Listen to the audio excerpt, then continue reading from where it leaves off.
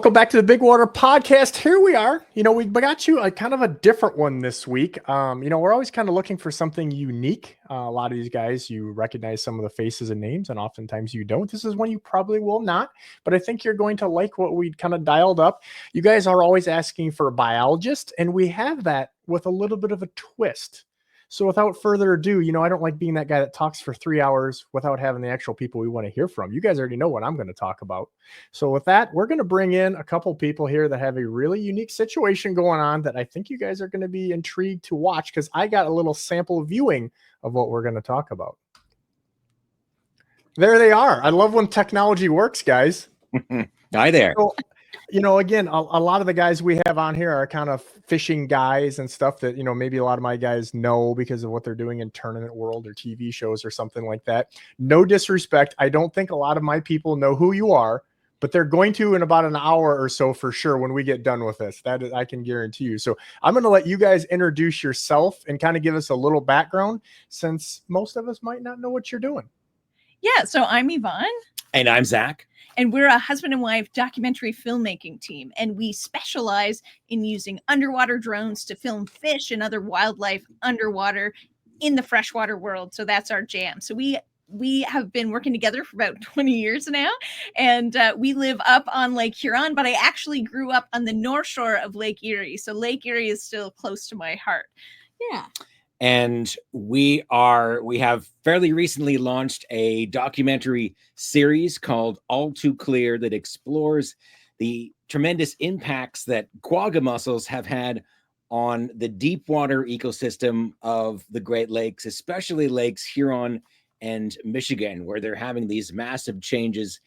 And the series is also fairly innovative in the use of underwater drones to film those deep water, freshwater ecosystems and the creatures that live there in a way that we really haven't been able to see before.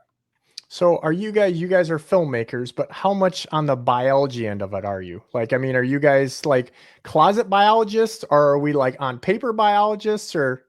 Well, we're career documentary filmmaker folk. However, over the past few years, because we've become experts in this underwater drone technology, we've been working with the science community more and more to film fish behavior, basically, for science. So our show, All Too Clear, opens with what we believe is the first documentation of lake whitefish spawning behavior sort of ever. And that was particularly interesting to the science community because we got to see what these guys were doing when they're actually spawning. And then so a paper has just come out that we're co-authors on about whitefish spawning behavior. So to answer that question, we are storytellers, but we're also kind of scientists now as well. Yeah, I mean, the first thing for sure is I'm watching these, which you guys are, there's approximately 1 hour kind of mini series, if you will, on these, right? And I don't know, it was just minutes into it that I was like, how in the hell did they get these shots? Because I think that's the cool thing. As a guy who, I run a media company, we shoot some underwater stuff. But when I say we shoot some underwater stuff, we're like seconds, you know what I mean? And it's difficult, and certainly not 100 feet down or trying to get a fish spawning like while it's doing its deed. I mean, we're talking about like some serious time there. So you kind of already answered the punchline. You're like mini experts, if you will, with this mini drone. Or so give us a little more info exactly how, because when you guys watch this, it'll make a lot more sense, because you're seeing fish, and this isn't just sticking a GoPro in the water. Like, this is on steroids. Yeah. So think kind of where we are at with aerial drones. And just in the last couple of years, a few companies out there have taken a lot of that technology and put it into this kind of underwater device that it's a tethered kind of submersible that it's all about the camera, and it can kind of swim in any direction, just like a fish. And so the reason we're able to hang out with fish in a way that folks really haven't been able to before is that it doesn't seem to scare fish in the same way that divers do. It doesn't have bubbles. It's not this huge presence. The unit we have is about, it's 2 feet long by 1.5 feet wide by 1.5 feet tall. So it's smaller than a human, still pretty big, but if you're a lake trout or a lake sturgeon, really it's not something you're going to be scared of. So that unit that we have, it can be underwater for up to 12 hours at a time. So it gives us, we're able to just like spend time with fish in a way that we just have not been able to before.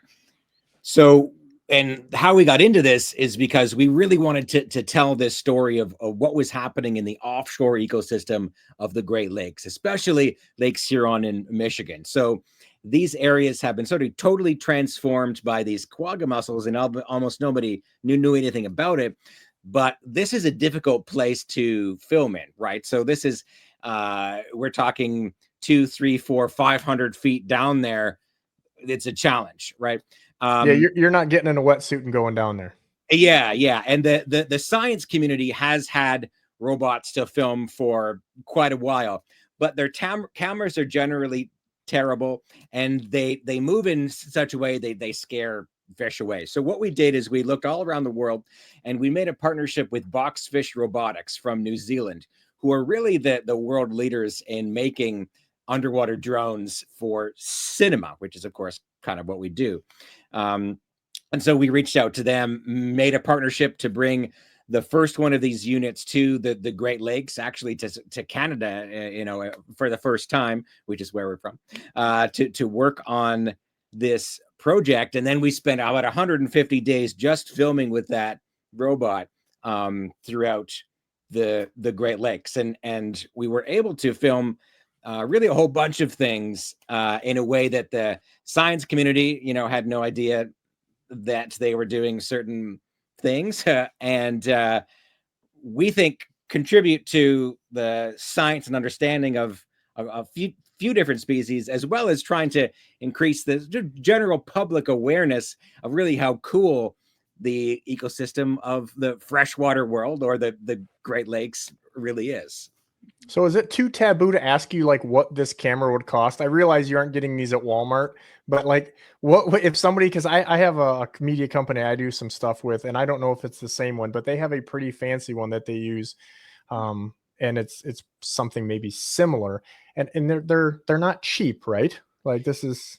Yeah, it's in the 100,000 to 200,000 range. But they are all over the spectrum, right? You can, if you're just getting into it and you just want to try something, you can get like consumer or prosumer kind of versions that are a few $1,000s. I don't know if there's a cheaper one out there, but they are all over the spectrum, and you can always stick a GoPro, which is a fairly decent camera, onto the kind of cheaper option. But we're kind of career filmmakers, so we kind of went for it with the fancy model. And I can't imagine a GoPro would work too good 300 feet down. I bet you the pressure on that would exactly. Well, yeah, and you can't see what you're recording with the GoPro.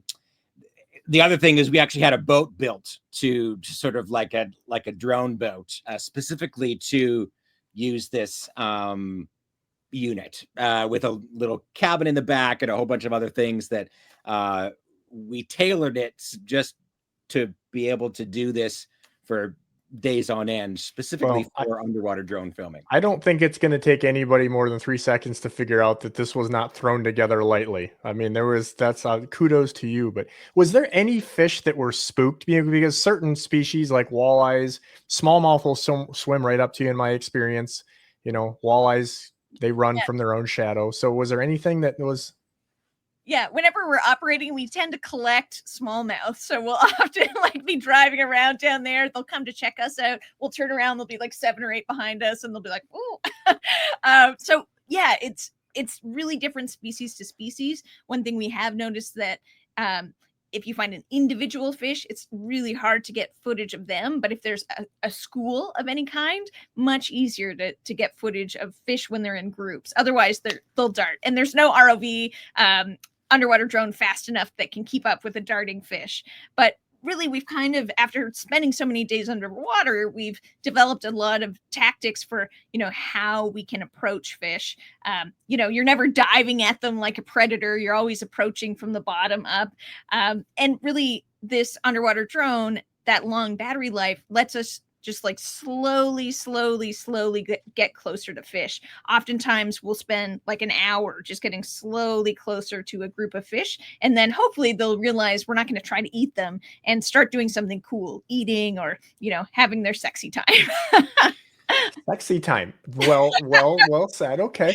Yeah. So, not to jump ahead too much, but one question, then we'll bring it back, is like from start to finish, when you, like you just said, an hour to get, for one of these shots, right? It's almost like literally shooting some type of Hollywood movie where you're like, oh, this scene took 3 days and 300 people and $2 million. So if it takes an hour to try to get one shot, like this whole 3-hour series, how long from start to finish are we talking? Yeah, so there's about 200 days of filming in total for the 3 parts, and to say about 150 of those were just trying to get the wildlife footage underwater. So the series opens with the lake whitefish spawning, and so that took about 25 days of trying just to get that one moment of the actual spawning event. And of course that happens in late November, early December. So that's really nice weather. Amazing weather. Right. Then actually we was on Lake Michigan where we actually got the event where we were working in Little Traverse Bay with the Little Traverse Bay Band of Odawa.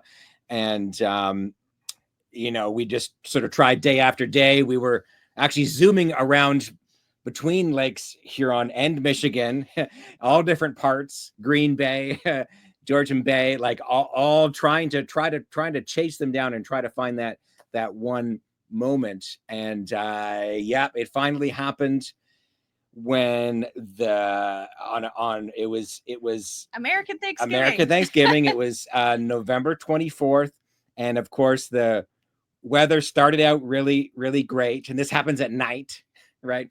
And so that's even easier then when it's pitch black out. Yeah, that makes sense. Okay, the sun had set, and we knew there was a group of lake whitefish around this area because we'd seen them a couple of days before. And so we knew that they were hanging out there. We saw a couple just as the sun was setting. We lost them for about 40 minutes or so, but then we found them again, and we managed to stay on them on a single female for about a half an hour, right? So that's kind of the magic of this technology, is that we can get on a single fish, identify that, okay, that's a female fish, and stay with her for a long time as she gets used to us, and as the males kind of come around, and we managed to get that shot, that sort of dance where the male and the female did their dance and released their gametes, their eggs and sperm onto the spawning reef. But above the surface, the waves were getting bigger and bigger and bigger, and we just had quite a small boat at this time. We didn't have our filming boat yet, and so we had to leave immediately, basically right after we got. In fact, the waves got so large that the anchor let loose, and we didn't even know because it's nighttime and we were on this moment, right? But the anchor line kept getting far. We kept getting farther and farther away, and so we just some Gordon Lightfoot music came on. Yeah, exactly. We just got that moment, and they were like, "Okay, we have to go right now because now these are like 3-foot waves out here, and we have to leave now because this is open water Lake Michigan." So we did and managed to make it out alive. But that's kind of the that's how it goes with wildlife, the filmmaking, though, right? When you really want to try to get that stuff that matters and that makes people go, "Oh wow, that's super cool." The number one predictor of success in that, in my opinion, is just time, and not having sort of a tremendous pressure. Because if you don't get it the one day, you just have to try it another day. You are a much more patient couple than I am. I can tell you that. And we're still married. That's amazing. I'm not even touching on that until we're almost done. I'm going to let that go. I mean, heck, you could break up here for all I know. I mean, I'm saying, I don't know. But so a little backing up, because you guys obviously don't know a lot of what we do, but I would say when we started doing media stuff, however many years ago, whether it's speaking at sports shows or things, they would always have like a state biologist or a game guy or whatever, somebody from fisheries, and there would be like 3 people sitting there. literally. And they'd be like, "Oh, do you want me to talk to you?" And they're like, "No, we're just waiting for somebody to get out of line buying the pickles down there, right? They're the pickle guy." And now you fast forward and our fisheries guys are becoming like rock stars, like the public as a whole. And that, I think it kind of, where I'm going is, I think that kind of goes into what you guys are doing is the public is more interested in general out of nowhere with this stuff.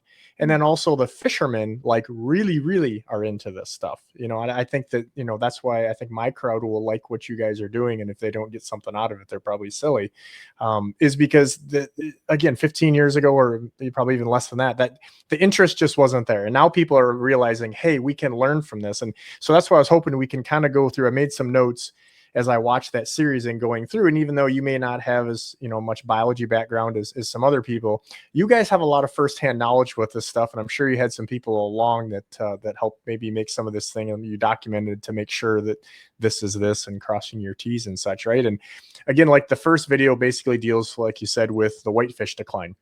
And I'm sure a lot of people are like, well, I don't fish for whitefish. I don't care about whitefish.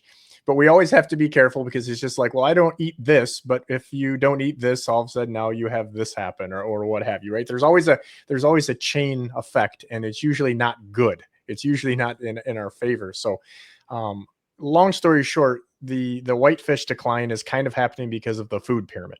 So, right. And because of the mussels. So give me a little bit on that and kind of what you guys learned and some of that stuff you saw firsthand. Yeah. So we started this project because of a huge decline in lake whitefish around where we live, which is on the Bruce or the Saugeen Peninsula, which is right in the middle of Lake Huron, between Georgian Bay and Lake Huron proper. And this collapse, is having huge impacts on local communities here. There's a lot of indigenous communities who rely on sort of just small scale commercial and subsistence fishing. It's a very important food source. And then there's other commercial fishers as well, who have been hugely impacted by this decline in whitefish. And so we were sort of like, well, maybe we should try to tell the story of this decline, and let people know that there's been this huge loss. And we sort of learned that, well, actually, this is really the same story throughout really all of Georgian Bay, a huge part of Lake Huron, and a huge part of Lake Michigan as well. And when you think about that body of water, Lakes Huron and Michigan, combined, a lot of people think of them as one lake. And if so, that's the largest freshwater lake on planet Earth. And so the lake whitefish is one of the most important species, certainly commercially and also ecologically, in that lake. And so therefore, it's a pretty important story. So we started sort of looking around to try to understand what was going on. And, a lot of people often blame the fishers for things, especially declines in fish stocks. But in this case, that really doesn't seem to be the case. What the science community thinks is going on, there's probably a few different causes, but the number one seems to be the fact that the bottom of Lake Huron in Michigan right now isn't muck like it used to be, right? It is quadrillions of quagga mussels. So that's thousands of trillions. And what's happening is they have changed how the ecosystem works. Like you said, that food pyramid is different, because they're taking the algae out of the water column and pulling it into their little mussel bodies and making it so it's not available to zooplankton, which is the food for the baby fish. So for whatever reason, especially lake whitefish seems to be sensitive to this decline in the amount of zooplankton and the type of zooplankton that they like. So the baby fish are basically starving. And so there's no new recruitment, which is the scientific term for they're not making babies that are growing up into the big fish that we like to eat and have the most impact on the ecosystem.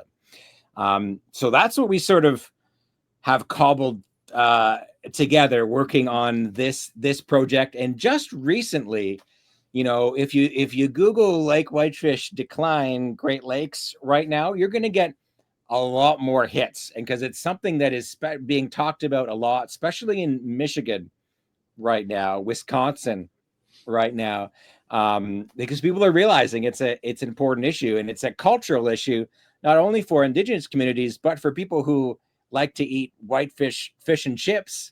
That's the thing to do when you go to northern Michigan, for instance. And so that's sort of threatened. And people are starting to pay attention to it. Maybe I'll just say too, like folks are probably familiar with zebra mussels, but they haven't heard of quagga mussels for the most part. People are like, "Oh, you mean the zebra mussel?" And no, we don't mean the zebra mussel. The quagga mussel is actually a cousin of the zebra mussel. Came over roughly the same time in the ballast water of cargo ships, but it's a little bigger than the zebra mussel. It's about the size of your thumb, and these guys like to live deeper in our lakes. So we don't really see zebra mussels around the shorelines anymore. We think that's largely because of another invasive species called the round goby. They can eat zebra mussels at any stage, but gobies can't eat quagga mussels when they're fully grown. So what's happened is those mussels have just, started moving further and further out into the lakes, and they're pretty much everywhere in the lakes, even in the deepest parts. They don't need to stick to things like zebra mussels. They can live in that soft muck. So like Zach said, there's quadrillions of them in Lakes Huron and Michigan. And that means that basically all the water in Lake Huron, for instance, can be filtered in about a week by quagga mussels. So that's how much of an impact these little tiny things are having on our lakes. I don't think anybody that is anywhere around the Great Lakes, even if you visit for a day, can dispute there's a lot of mussels, whether they're quagga mussels or the zebra mussels, us non-biologists, because they're on everything, right? They're on every dock post and everything. But I guess backing up like one step, I wonder maybe if there's a correlation, because as I was a kid, let's just maybe say a couple decades ago, the salmon basically left Lake Huron, went over to Lake Michigan, and they were saying it was the food pyramid then, whether it was, the alewives or this or that, or lack thereof. There just wasn't enough food. And essentially there's just, for guys listening to this, because we do have a kind of a diverse crowd that listens to this, there's mainly just lake trout left in Lake Huron, generally speaking, and the salmon population essentially kind of swam through the straits there and went over to Lake Michigan. Do you think we've got some correlation here? Because again, we're talking food pyramid. I mean, I know the focus is kind of on whitefish, but it seems that, this has been an ongoing situation over there. Yes. Anytime you have an invasive species, you're going to have winners and losers, right? And one of the species that has really fallen off is the alewife. And that's one of the favorite fish food sources for the salmon, right? And so in Lake Huron, for all intents and purposes, like alewife are gone. And so if the alewife aren't here, we're not going to have the same kind of salmon population that we had before. But the smallmouth bass seems to be a winner in this, situation with the quagga mussels. The waters are clearing, they're visual hunters, and they can hunt really well in these clear waters. And so, yeah, salmon seem to be one of the species not doing so great. You can track there's a few ways to think about that as we understand that decline of the salmon in around 2004, 2006, that in Lake Huron. And that happens to correlate with the expansion of the quagga mussels into the lake. Now, there may have been too many predators as well, so it's probably happening on both sides. But so too many predators, too many adult salmon for the prey that was available, and not enough food for the alewife on the bottom of the food chain, just squeezing those salmon kind of out of existence now. Now they have come back somewhat, but not to what they were in the 1990s when it was sort of the heyday of salmon in Lake Huron. But lake trout, though, for a number of different reasons, are actually, as Yvonne said, doing a lot better. They seem a lot more able to adapt to this new world created by the mussels, possibly because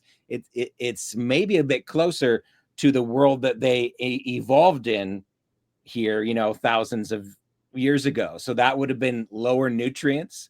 So clear waters, lower nutrients. That's kind of the domain of the lake trout. So that's one way to think about, why lake trout might be doing better now in Lake Huron than salmon. Right. And I don't want to say we're going to give too many of the punchlines away, because I really want the people to go watch this, because they'll be doing themselves a favor. But just the videography alone is worth the watch, even if we did give you the punchlines. But kind of in that series, you guys talk about, hey, how do we get rid of this? And obviously there's no like magic bullet here, or whatever you want to call it. And it was kind of neat watching when they would put, I'm going to say, for lack of a better phrase, a tarp down on the bottom.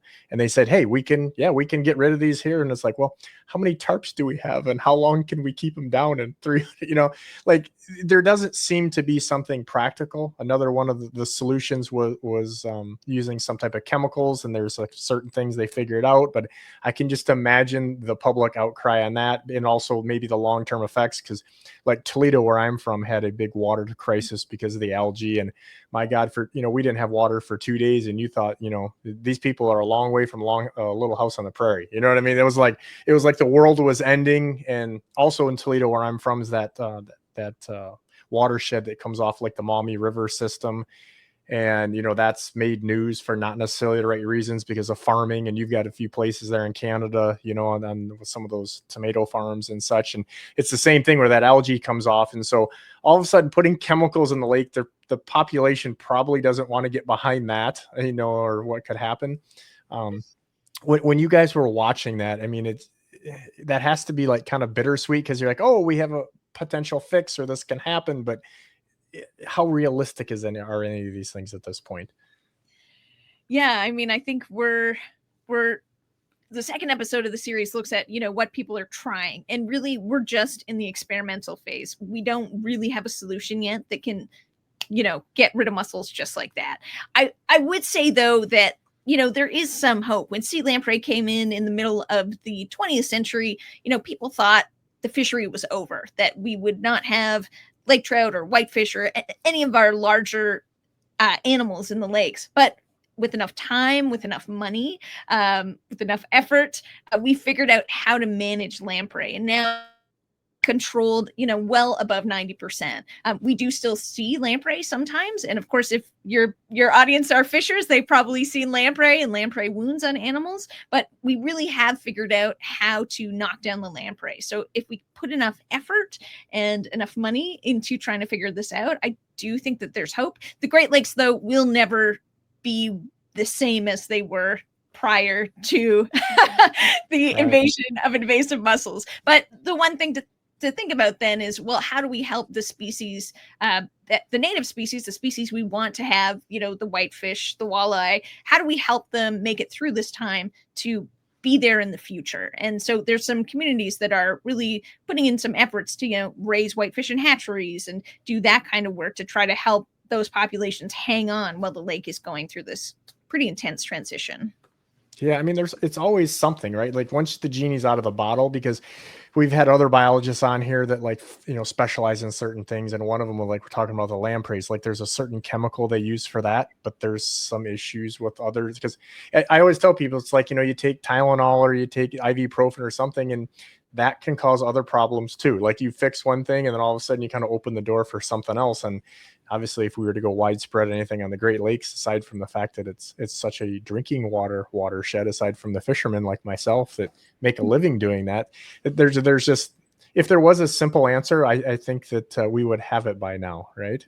Yeah. I mean, we also look far and wide to try to find anybody with an economic solution, some way to harvest and use these things in some way. And we couldn't find anything yet. And I think that's because they're hundreds of feet down there, right? So you almost need to use like deep sea mining technology or something like that in order to get at this reservoir of mussels. And these are the ones that are changing the chemistry and the nutrient balance of the lakes.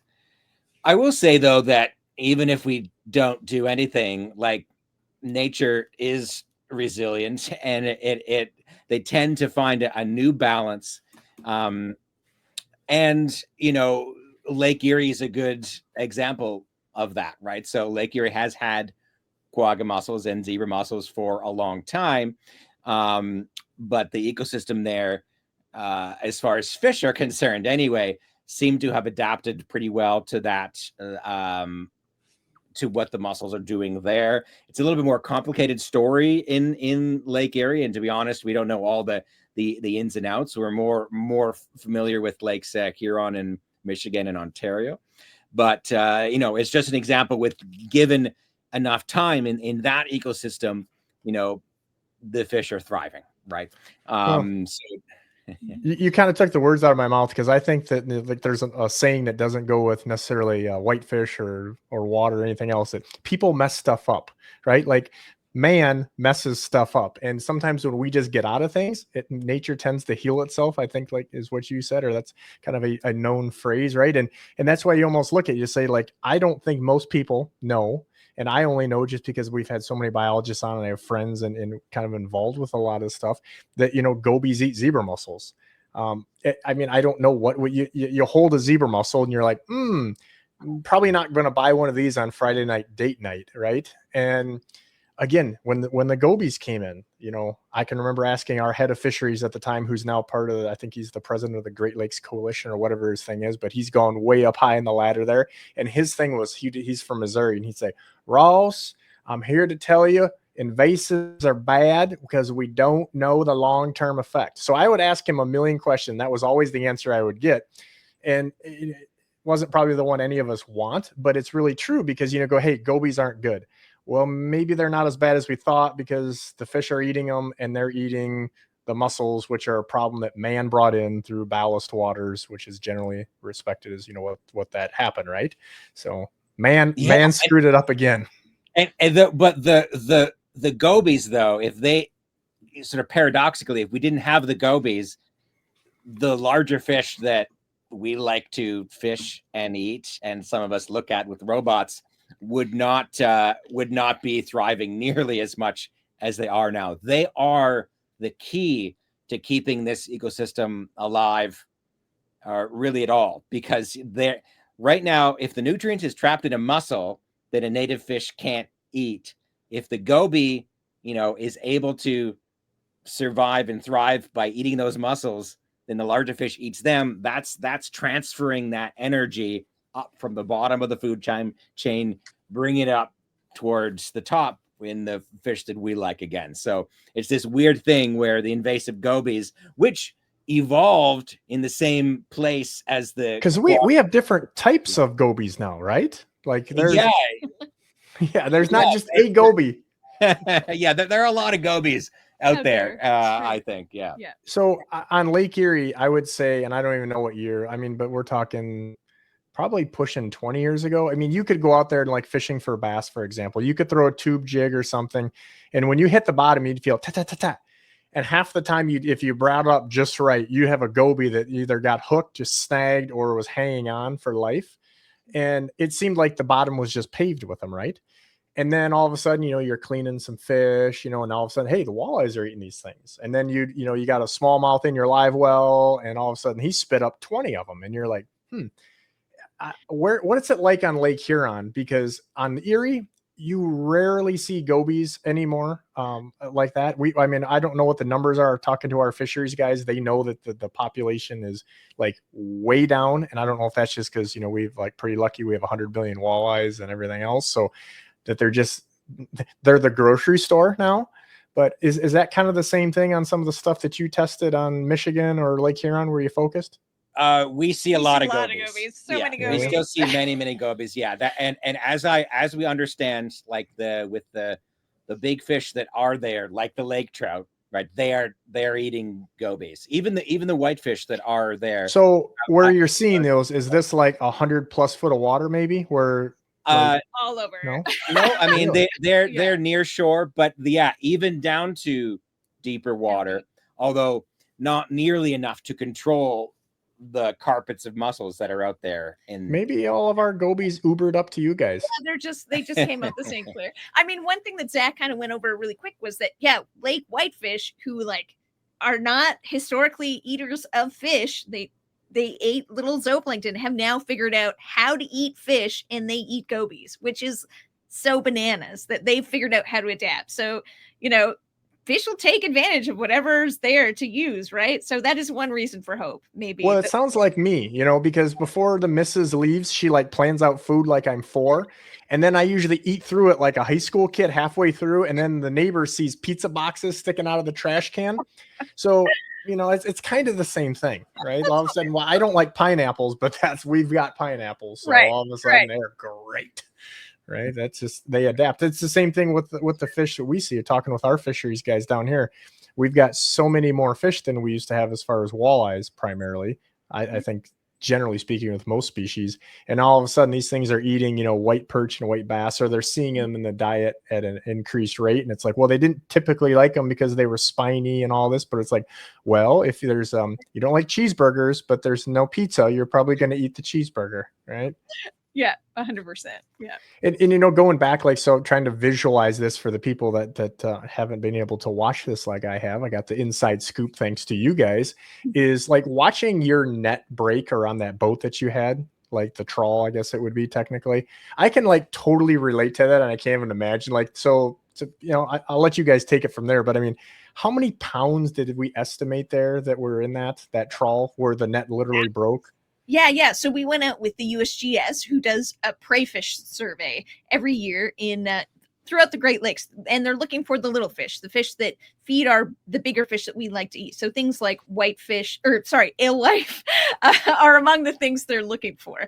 So they use these big bottom trawling nets that they pull behind a pretty large research vessel, and they pull them up to see, how many fish they're getting. But often now all they pull up is just tons of mussels, literally tons and tons of mussels. So they'll tow this net for 7 minutes and they'll get, a few tons of mussels. And when we were there, they do this, I don't know, 10 times a day. And when we were there, when they pulled up the very first net they pulled up, it was so full of mussels. They had it up with this crane and they couldn't even get it on board. And then it just snapped and broke from all the weight. So there's a lot of biomass and mussels down there on the bottom of the lake. I mean, as you're watching that, you're like, this isn't going to end well. This is just not going to, there's no good to come from this. But, no, except for great TV. We were kind of like, yes. Well, secretly, yes. The producers and people that I work with are always like, can something break? And I'm like, stop, just leave. Stop. People do love to see our pain. We do this. They love pain. They love the pain. So going back to the gobies a little bit. I mean, we joke there, but there are several different types. They're the ones that, as a fisherman, I would say we call the round goby, and then we have the dragon gobies, the ones that look like little prehistoric creatures, right? And so, what are the couple of those types that you guys have seen there, like the scientific names? Are you familiar? We actually aren't, but we do know that we'll certainly see distinct groups of like larger ones and then like smaller ones and of different colors. But actually, I'm not an expert on goby types. So. Yeah. It's just fascinating that the ones that look like little dragons. Anybody that has bass fish can know they look like they're, I don't know. It looks like something in some type of scientific movie or something. They're really weird. Cool. Yeah. I don't we see those in Maryland or Michigan. Yeah. I think they're like more of like they look like a sculpin almost kind of deal. Yeah, I was wondering because we do see sculpin quite often. In fact, in Lake Ontario, we filmed at about 400 feet of water a bunch of sculpin nests, deep water sculpin nests, and that was one of the only times that's ever been on camera. And down there were also gobies trying to get at the sculpin eggs, and so that was a super cool thing that we. Well, and that's ironically, you led me right into the boom where I was thinking is okay. So 5 seconds ago we were talking about, well, hey, the gobies help because they're eating the mussels. This is amazing. Well, then you go like, well, hold your horses, because then you guys have some crazy good footage of, I think it was a smallmouth and a muskie maybe, where right, and all of a sudden. Again, people can relate no matter where you're at with this. You pull the bass off because it's caught or something, or they're chasing, and those 5 seconds, and all of a sudden they go in there and they just destroy the nest, and it's game over till next year. Yeah, we were filming in Lake Huron, and we were filming bass nests, and there was this one nest in particular that had a gazillion gobies around it. It was like a wave of like that. This bass had no chance of trying to rear his babies there, right? So but it tried, like it kept zooming back and forth trying to, but it went across to one side, and then the wave would come from the other side, and yeah, there were no living eggs or larvae babies in that nest. So it is a double-edged sword, and we know from the science folks that muskie are another species that are targeted pretty heavily by these round gobies as well. Yeah, again, the moral of the story is like in one breath we're like, okay, this is helping, and then hold your horses. This is maybe not. I remember seeing something. I wrote a note down about a sculpin nest. After we talked about that, like what? Yeah. So refresh me on that, because I don't really remember watching that. I just know I wrote that down when I was watching it, because there's just so many things that were fascinating that you had such good videography to support it, instead of just like, well, this happens. A lot of the biology stuff that we see with, I would say, not, documentary type things, but more of scientific stuff is more like, well, this happens, just trust us, or here's a 2D picture and it's okay. Yeah. And well, that's one of the things about this tech, right? Like we just really haven't been able to look at these places before and spend time in them. But our robot can go up to 500 meters in depth, so that's like 1,500 feet. So we can spend a whole lot of time in deep places. Humans can't go to these places alone, so it just opens up this whole new world. And for things like the deep water sculpin, they make these kind of like, they dig these little craters in the earth, and then they also protect their eggs. So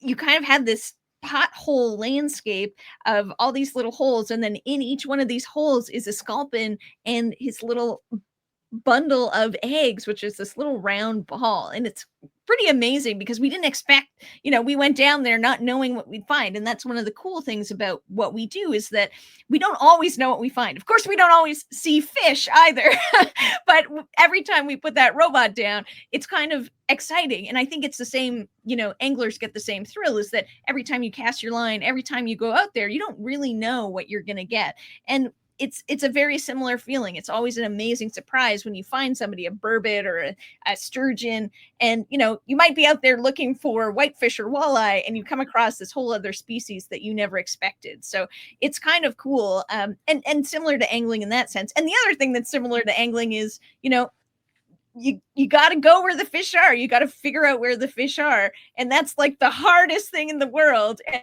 we worked with people like sport fishing guides and biologists to try to find where the fish were. And of course, every time we found them, we would send them clips of like, oh, we found this cool fish at this spot.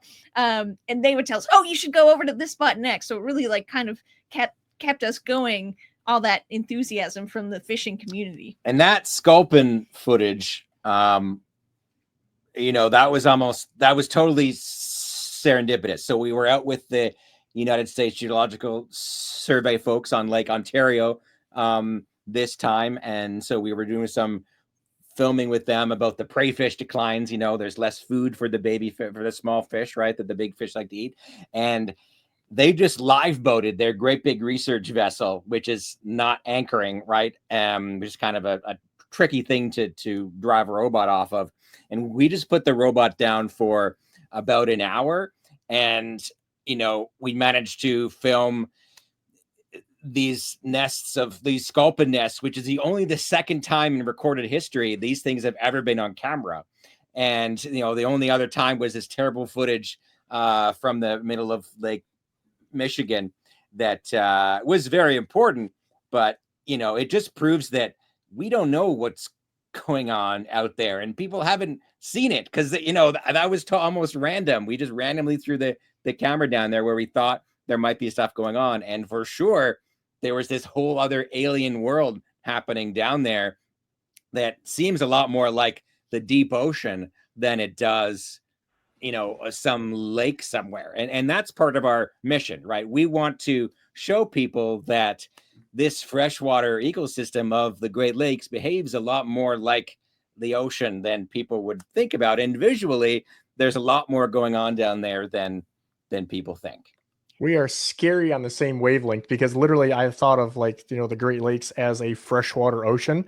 And, we've learned so much that you almost kind of look back 10 or 20 years and you're like, man, listening to these people, or we just sound so dumb, because we just knew. So we thought we knew, but we find out we don't. And you think about the ocean now. I mean, it seems like every year, because I pay attention to all these things, different news wires and different things that I read.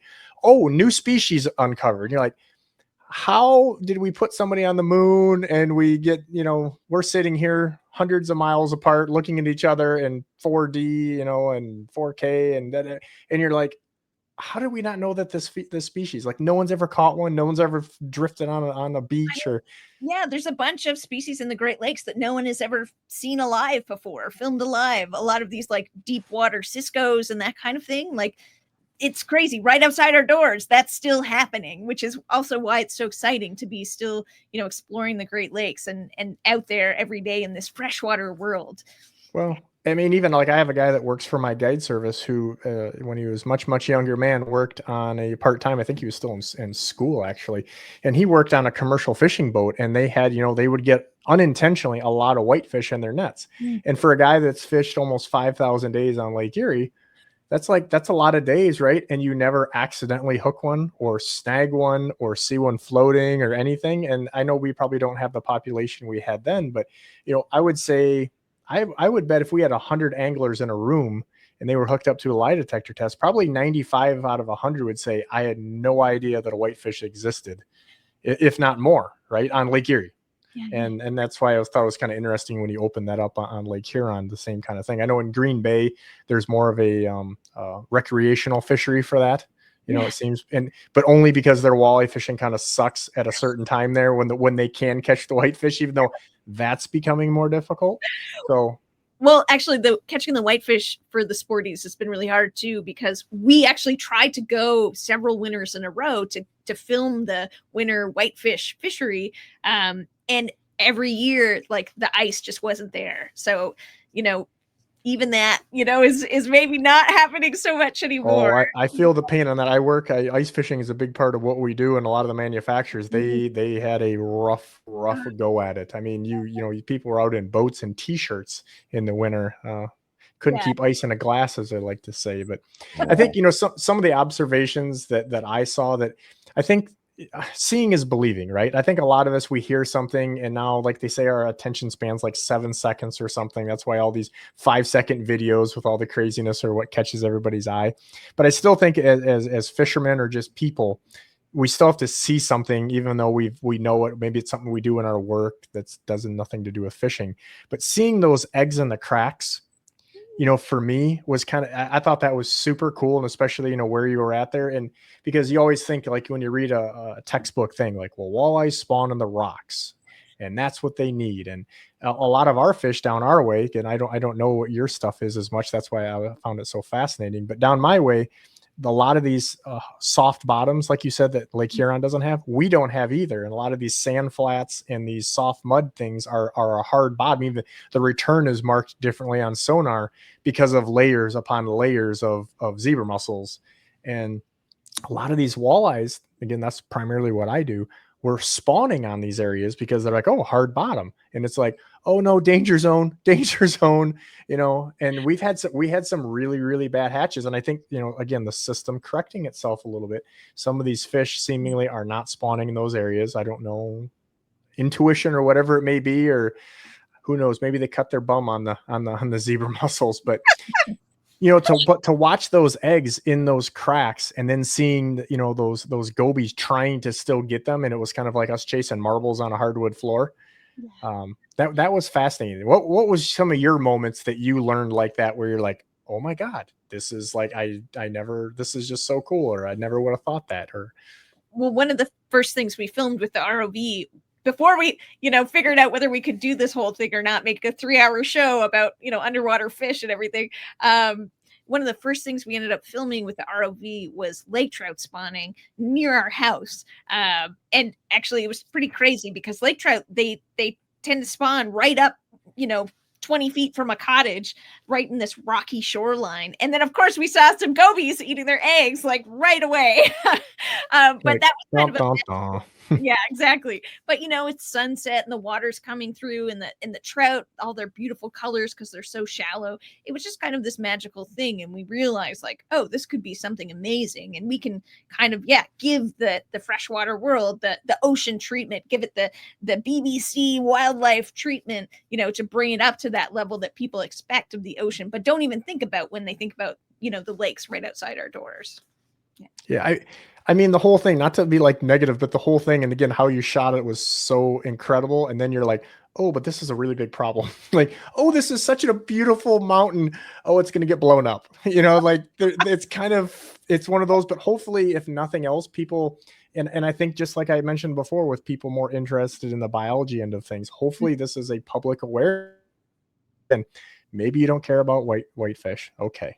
But as a whole, like there are bad things going on, right?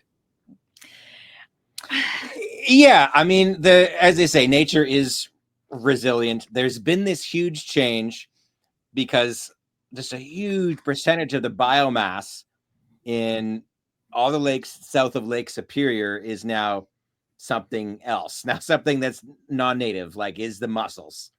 And it's very shocking when you first see it, but then you get totally used to it. So now, we go down and we expect to see mussels down there in the deep water. So you kind of get used to the new normal.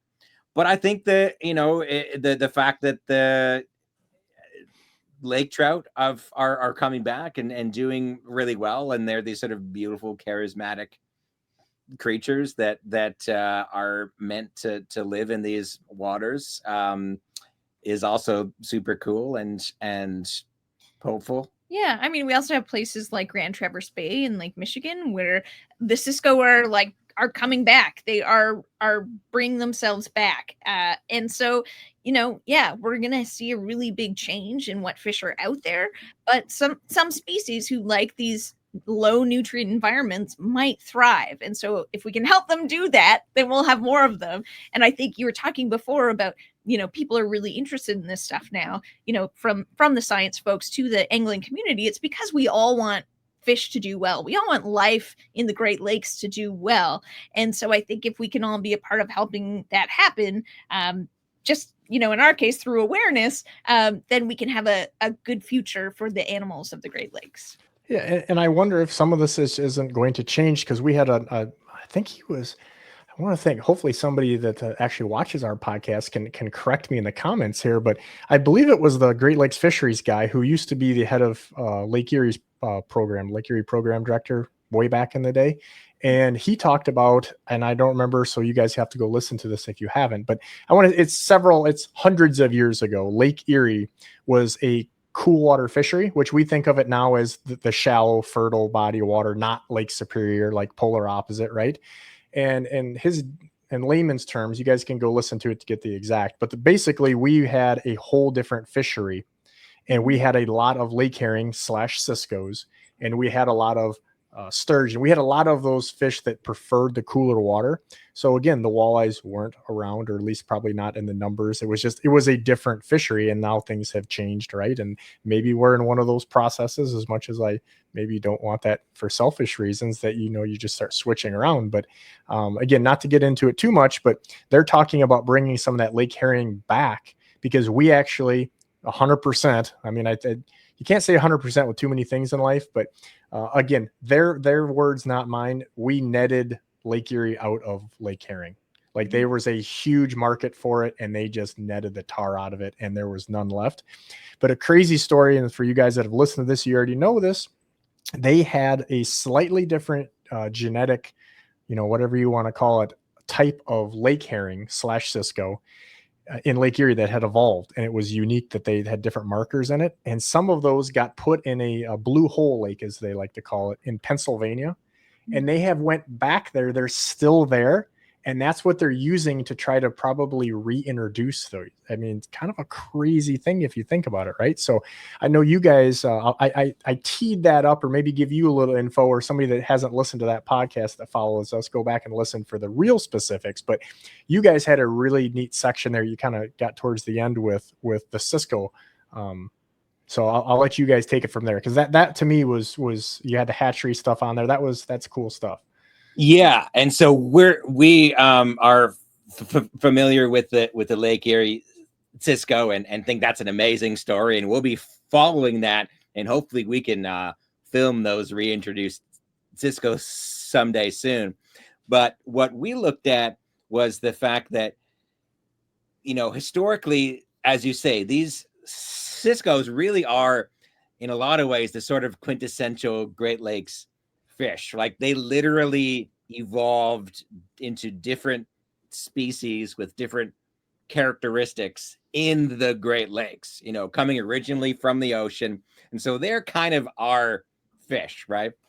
And so one of the interesting things is that, for whatever reason, the conditions that have been created by the mussels in Lake Huron and Michigan may be pulling those lakes lower in nutrients to be more like they were thousands of years ago, when these Cisco evolved into all the different little forms that they once had, that, as you say, have been hugely decimated, largely by overfishing and pollution and changes in the lake chemistry and stuff.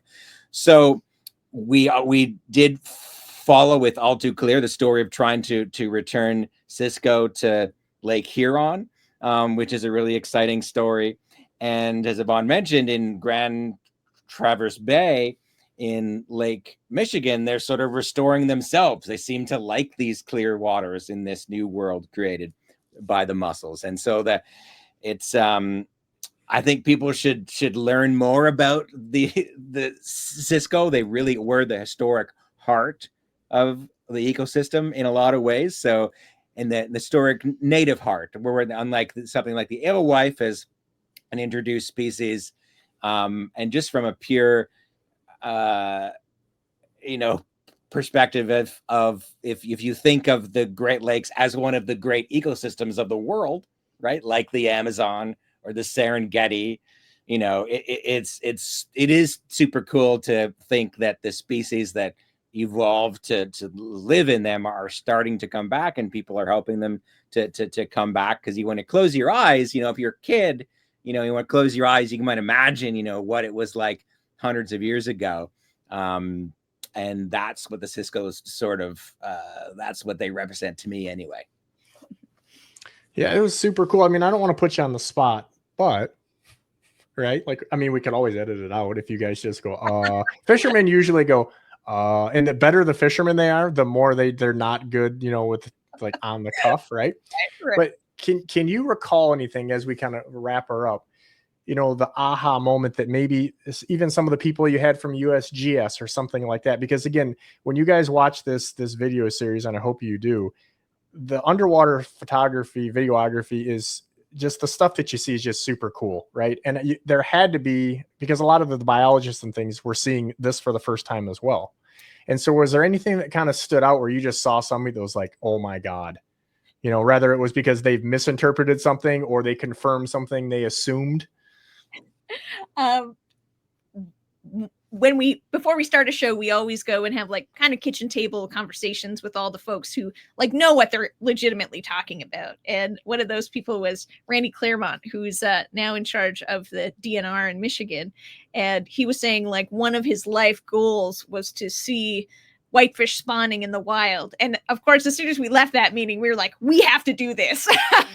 And it took a whole lot of effort, but then we were able to do it. And I think, for folks like Randy and a lot of the other biologists and fisheries folks that we worked with, it was great because, if anyone's ever made a film, there's a lot of time where you're like alone and many days where you're not seeing any fish, and it's kind of a grind after a while. But every time we would send footage to, one of our one of our friends who was helping us find the fish, they would just come back with, wow, this is amazing. They'd be so excited. And that again would get our engines going and get us started again and get us eager to get back out there. So I think, there's a lot of interest from the scientific community about fish behavior, because a lot of the techniques we've used to study fish in the past, like, netting and even having them in different kinds of traps and things, we see fish that are dead to do science with. So, this kind of technology lets us study fish behavior in a way that just like really hasn't been possible. And it's been pretty exciting, I think, for everyone involved. My answer is going to be a little bit different. I'm going to pull away from fish for a second, because we actually also found a shipwreck while making this documentary series. How cool can I mean? And, so again, was it a documented one? Nobody knew that it was there, and so actually, that's really cool. How it worked was actually, again, we were collaborating with the USGS folks, and they were doing one of their prey fish surveys, and they found this. They saw this unusual bump out in Lake Huron, and they were like, well, you guys should maybe go and check this out. And so that, it was around where we live. And so we did. We went out and went to check what that bump was. And it turned out to be a steamship that went down in 1895 called the Africa. All 11 crew aboard the ship perished. And in this weird twist of fate, our community where we live is actually named after the captain who went down with that ship. So Captain Hans Larsen was the captain who went down with that ship. And we live in a little tiny place called Larsen Cove. So and we live on Larsen Cove Road. So it's just this weird. Don't give the address. There's too many weird, creepy people out there. Don't go any farther. That's close enough. That's close enough. Yeah. Oh, actually, that's our robot behind us. I don't know. You can That's true. We haven't had any photos here, but you can't quite see it. I'm gonna have you send me a picture of that later. We'll put that up. If you want, we have some footage of it underwater. You could use. Yep, that's cool too. Okay. Yeah, that's so. How did you actually figure out that was the African? You said? The Africa, yeah. And so what we did is we worked with a local marine archaeologist who has worked on these kinds of things for a long time. And we sat down and we looked at the footage, and we decided it was probably between one of two possible ships. And so we went back again and used the robot and technology on the robot to actually measure it.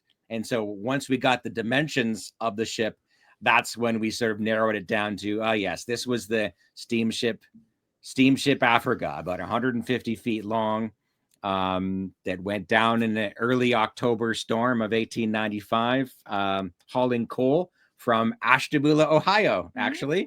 We were just down there just a couple of days ago. Hey, awesome. to Owen Sound, but ran into that bad weather and it just broke the ship apart, and then disappeared forever. Well, until just a few years ago when we found it.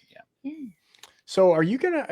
Do you think you're gonna get any calls from anybody? Because I feel like I know how this works. You're gonna be getting some calls that you're gonna be like, "Oh, we're gonna do this docu-series," and the people are like, "No, we need you to bring that camera and your know-how and do X, Y, Z." Has there been any of that yet?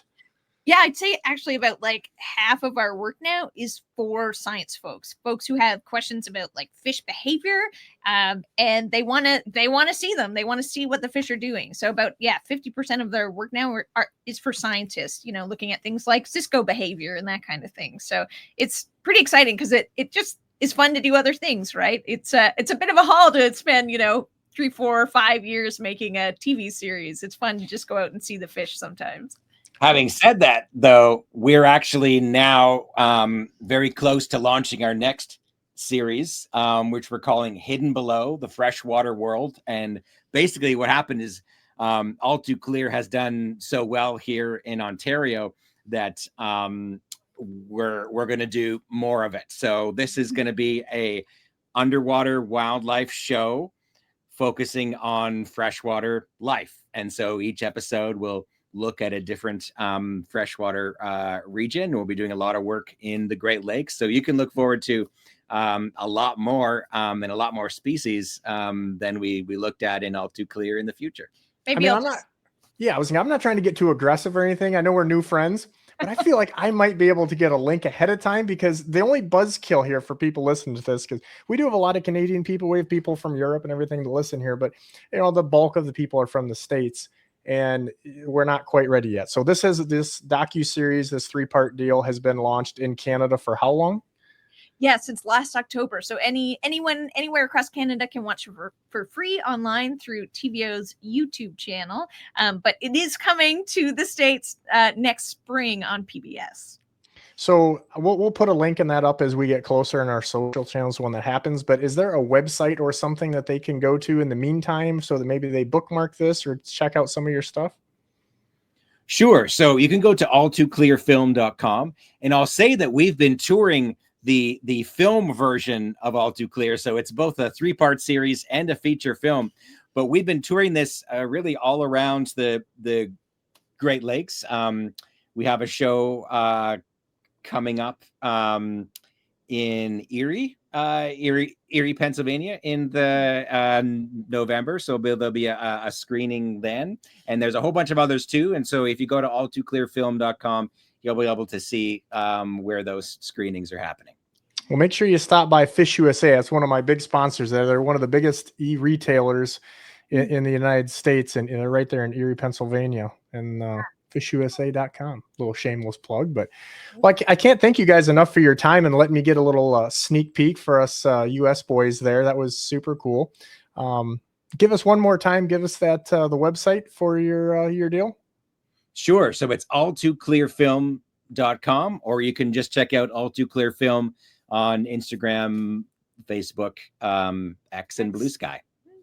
Well, I can't thank you guys enough for giving us your time, and I'm looking forward to seeing some of their stuff. That stuff underwater, I don't care who you are, whether you're a little kid or a fisherman, that is definitely fascinating stuff. And I know it takes so much, just like when people, we film a lot of TV stuff and people are like, oh my God, they're just catching them all the time. You see somebody at a party or something and that doesn't fish or doesn't do, doing what you do. And they don't realize like this happens in 3 seconds, but it took a year or whatever. It's like when you watch Yellowstone, you're like, what do you mean another series? We got to wait a whole nother year? It's like, yeah, it takes a lot of time to do this stuff. This isn't simple, man.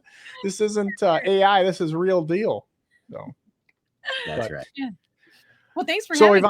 Yvonne and Zach, thank you again for your time. Thank you for tuning in to the Bigwater podcast. You guys have helped make us very successful. You know where we're at, bigwaterfishing.com. If you can't find us at this point, you probably suck at fishing, because Bigwater Fishing on Instagram, we are on TikTok, we are on YouTube, we are on everywhere. But you guys already know that. So until the next episode, we're out.